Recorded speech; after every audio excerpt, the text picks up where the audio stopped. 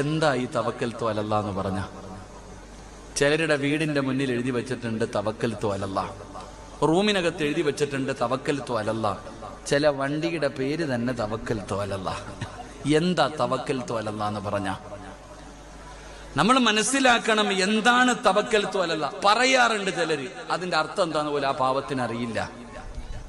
എന്തിനാണ് തവക്കൽത്തു അലല്ലാ എന്ന് പറയുന്നത്? ഇത് പറയുന്നത് കൊണ്ടുള്ള പ്രയോജനം എന്താ? ഇത് പറയാതിരുന്നാൽ ഉണ്ടാകുന്ന നഷ്ടമെന്താ? നമ്മൾ ആരും പഠിക്കാറില്ല, നമ്മൾ ആരും അത് മനസ്സിലാക്കാറില്ല. എന്റെ പ്രിയപ്പെട്ട സഹോദരങ്ങളെ, തവക്കൽത്തു അലല്ലാ എന്ന് പറയണമെന്ന് പറഞ്ഞതാരാ? അള്ളയാ പറഞ്ഞേ. എടാ നീ തവക്കൽത്തു അലല്ലാ എന്ന് പറയണമെന്ന് പറഞ്ഞതാരാ? എന്റെ പ്രിയപ്പെട്ടവരെ, പള്ളിയിലെ ഉസ്താദന്മാര് പറഞ്ഞതല്ല.